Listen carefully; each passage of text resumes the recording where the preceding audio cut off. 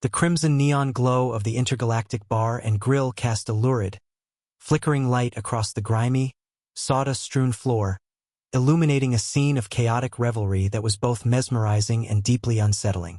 The air hung thick with the stench of 1,000 different alien alcohols, potent brews from 100 different worlds, each with its own unique aroma and intoxicating properties. Sweat, spilled drinks, and a dozen alien pheromones so potent they would make even a seasoned spacer gag. It was, in short, a dive bar. A seedy, smoky den of iniquity nestled deep within the Orion Arm's most notorious red light district. A place where the desperate and the disillusioned sought solace in the bottom of a glass. A place where secrets were traded, reputations were forged in the crucible of cheap liquor and casual violence, and where the line between reality and fantasy blurred under the influence of potent intoxicants. Yet, for Sergeant Jake Mad Dog McGraw, recently retired from the Terran Defense Forces, a man whose legend was whispered in hushed tones across the galaxy, it felt oddly like home. He'd seen worse, much, much worse. The familiar cacophony of alien languages, the pungent smells, the palpable sense of danger, the pervasive undercurrent of lawlessness, it was a comfort. A grim familiarity that reminded him of a life he had left behind. A life that was both thrilling and terrifying. A life filled with purpose and camaraderie. A life that was now irrevocably lost. A life he often dreamt of returning to. A life he could never truly recapture. Jake, a mountain of a man whose muscular frame strained the seams of his faded, once pristine Terran Defense Force uniform. A uniform that spoke of a life of service, of sacrifice, of unwavering dedication to the defense of humanity. Slumped on a barstool, his weariness a palpable entity that seemed to emanate from him like a physical force. His shoulders slumped, his gaze distant and unfocused, his expression one of profound weariness and unspoken grief. He raised a glass of rotgut whiskey to his lips, the cheap liquor a poor substitute for the camaraderie and purpose that had once defined his life, savoring the fiery burn as the cheap, harsh liquor slid down his throat, offering only fleeting oblivion from the pain that gnawed at his soul, a pain that was both physical and emotional, a pain that had become a constant companion, a persistent ache that refused to be silenced. Just what the doctor ordered, he thought grimly, after another pointless day in his equally pointless civilian life. A life devoid of purpose. A life that felt both empty and meaningless. A stark contrast to the life he had once lived. A life he had once cherished. A life he now desperately missed. The thrill of combat, the adrenaline rush, the camaraderie of his squad, the unwavering sense of purpose that had defined his years in the Terran Defense Forces. It was all gone, replaced by a gnawing emptiness, a hollowness that no amount of cheap whiskey could ever hope to fill, a void that seemed to grow larger and darker with each passing day. The memories of his past life, once vibrant and vivid, were now tinged with a profound sense of loss and regret, a haunting reminder of the life he had lost, the life he would never again experience, the life he had so carelessly thrown away. The camaraderie, the brotherhood of arms, the shared dangers and shared victories, the unwavering loyalty of his fellow soldiers. These were now just memories, haunting echoes of a life that had been both thrilling and profoundly meaningful, a life that had been both exhilarating and deeply satisfying. He missed the action, the adrenaline rush of combat, the feeling of unwavering purpose, the unquestioning loyalty of his comrades, the bond of shared experience, the feeling of belonging, the sense of community, the shared purpose. He missed it all terribly. The emptiness was a constant ache, a void that threatened to consume him entirely, leaving him lost and alone in a vast, uncaring universe. "Hey, barkeep," Jake growled, slamming his empty glass on the sticky countertop, the sound echoing through the smoky haze of the bar. A sound that was both loud and lonely, a sound that seemed to express the profound emptiness within him. "Hit me again. Make it a double. It's been a hell of a day." The tentacled alien behind the bar, a creature whose species Jake couldn't even begin to identify, gurgled something that might have been acknowledgement and proceeded to pour another drink with surprising dexterity, a testament to the creature's inherent adaptability, a skill that far surpassed many human capabilities. Jake watched the amber liquid splash into his glass, the familiar ritual offering only fleeting distraction from the ache in his chest, a physical manifestation of the emotional turmoil that consumed him. a turmoil that he was unable to fully articulate, a turmoil that was both profound and deeply personal. Goddamn, he missed the action, he thought grimly, the adrenaline rush of combat, the camaraderie of his squad, the unwavering sense of purpose that had defined his life for so long, a purpose that had been brutally ripped from him by the cold hand of fate. Those days were gone, vanished like a forgotten dream, replaced by a gnawing emptiness, a hollowness that no amount of cheap whiskey could ever hope to fill, a void that seemed to grow larger and darker with each passing day. The memories of his past life, once vibrant and vivid, were now tinged with a profound sense of loss and regret, a haunting reminder of the life he had lost, the life he would never again experience, the life he had so carelessly thrown away. The camaraderie, the brotherhood of arms, the shared dangers and shared victories, the unwavering loyalty of his fellow soldiers, these were now just memories, haunting echoes of a life that had been both thrilling and profoundly meaningful, a life that had been both exhilarating and deeply satisfying, a life that was now irrevocably lost. He missed the action, the adrenaline rush of combat, the feeling of unwavering purpose, the unquestioning loyalty of his comrades, the bond of shared experience, the feeling of belonging, the sense of community, the shared purpose, the shared dangers, the shared victories. He missed it all terribly. The emptiness was a constant ache, a void that threatened to consume him entirely, leaving him lost and alone in a vast, uncaring universe, a universe that seemed indifferent to his pain, his loss, his suffering. Jake's gaze drifted to the worn photo he always kept close at hand, currently propped up against an empty beer stein. A faded image showing two young men in battle armor, arms slung around each other's shoulders, grinning like idiots. Jake and his best friend, Zoltan. Good old Zoltan. The finest soldier Jake had ever served with, a comrade who had been both friend and brother, a man whose loyalty and courage had never wavered, a man whose unwavering support and unwavering friendship had been a constant source of strength and inspiration throughout Jake's military career. They'd been through hell together, from the siege of Beetlejuice, a campaign that had left scars both physical and emotional, memories etched deep within his soul, memories that would forever haunt his dreams, to the Skoroyan meat grinder. A campaign so brutal, so terrifying, so utterly devoid of hope, it had left its mark on his very being. A campaign that had tested their limits in ways they could never have anticipated, saving each other's lives more times than Jake could count. Their bond forged in the fires of countless battles and tempered by shared losses and near-death experiences. A bond that had been both life-affirming and life-saving. A bond that had been tested and proven time and again. A bond that had been unbreakable. Their friendship, their unwavering loyalty to one another, had been the most valuable thing in his life. A bond that had been both life-affirming and life-saving. A bond that had been tested and proven time and again. A bond that had been unbreakable until the relentless, merciless hand of fate had intervened. But even Mad Dog McGraw, a man known for his unwavering courage and his almost supernatural resilience, couldn't save Zoltan from the enemy that had ultimately claimed him. A particularly aggressive and relentless form of cancer that had spread rapidly, mercilessly, stealing away his friend and leaving behind a void that could never be filled, a void that would forever haunt his soul. Zoltan's species, the Zidonians, were tragically susceptible to this specific form of cancer, and by the time they'd caught it, it was too late.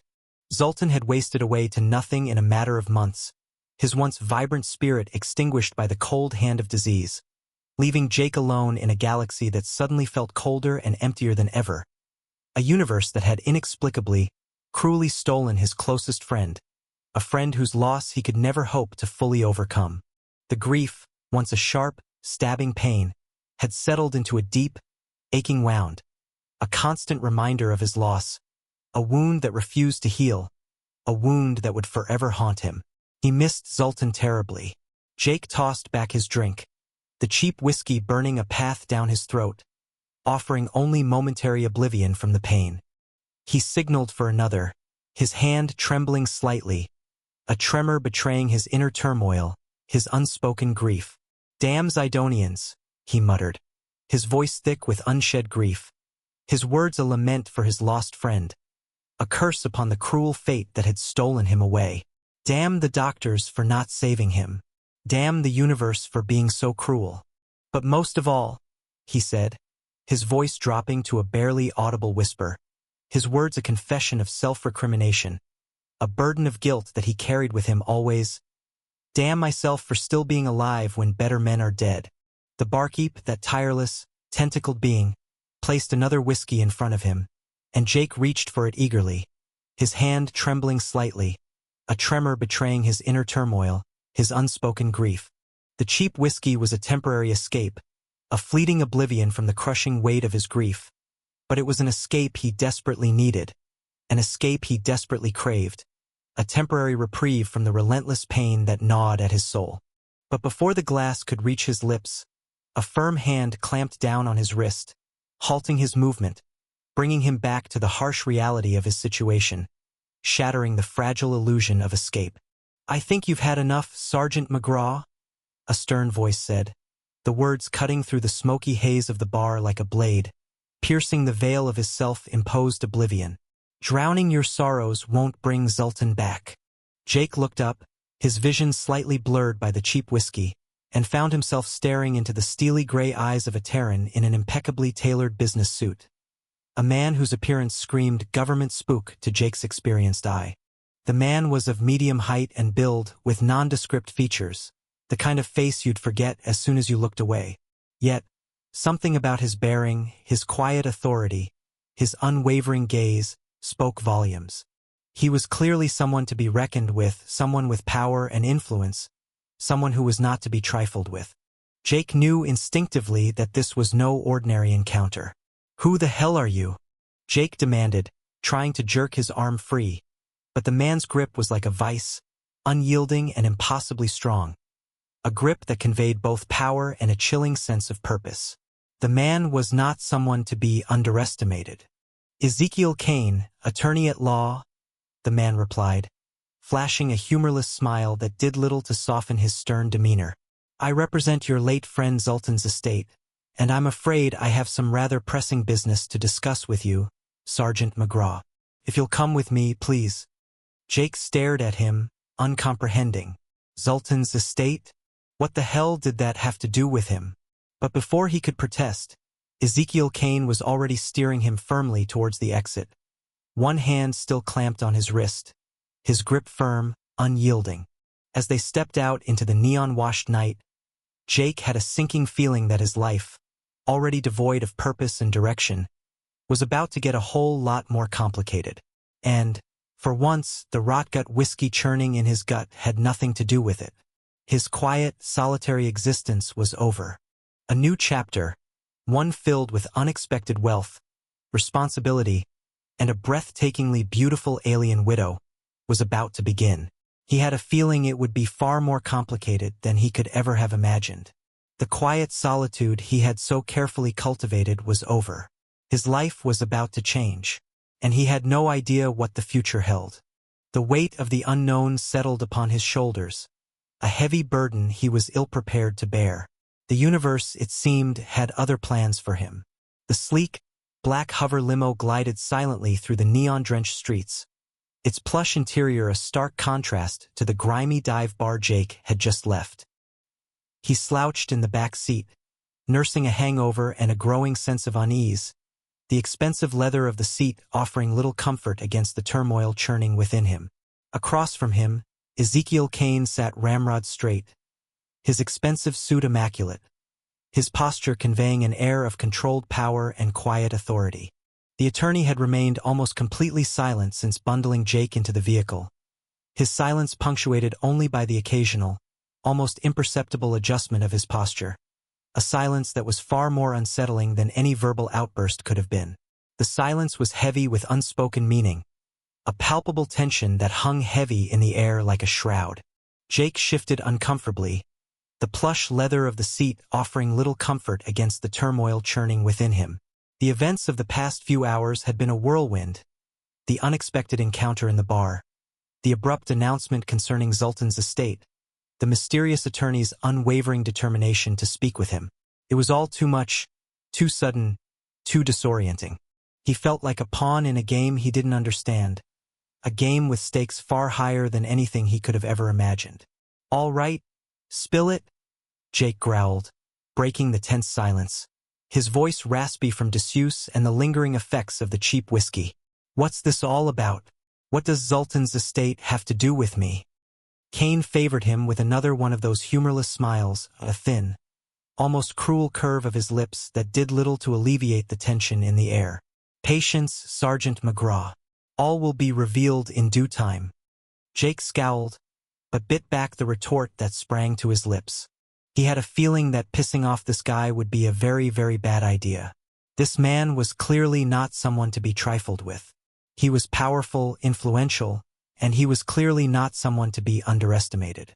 The limo banked smoothly, leaving the seedier parts of town behind, its sleek, silent progress a stark contrast to the chaotic energy of the red light district. They were heading uptown now, towards the glittering towers of the financial district, a world of wealth and power that felt alien and utterly unfamiliar to Jake, a world he had never aspired to, a world he had never imagined himself inhabiting. He watched the cityscape rush by, a dizzying kaleidoscope of light and shadow, a sense of unreality washing over him. What the hell was he doing here, in this fancy-ass car with this fancy-ass lawyer? He was just a grunt, a retired soldier with no prospects and no future, a man adrift in a universe that had lost its meaning for him. He didn't belong in this world of wealth and power. He belonged on the battlefield, amidst the chaos and danger, where he had a purpose, where he had a reason to exist. The emptiness of his civilian life was almost unbearable. At last, the limo slowed to a stop in front of a towering skyscraper that seemed to be made entirely of glass and chrome. The headquarters of Kane and Kane Attorneys at Law, according to the discreet gold lettering above the entrance, a testament to the firm's wealth and influence. "We've arrived," Kane announced unnecessarily, his tone flat and emotionless. A liveried doorman, his face impassive, hurried to open the limo door, his movements precise and efficient. Jake climbed out, feeling shabby and out of place in his rumpled uniform, his faded boots a stark contrast to the gleaming marble floor of the building's opulent lobby.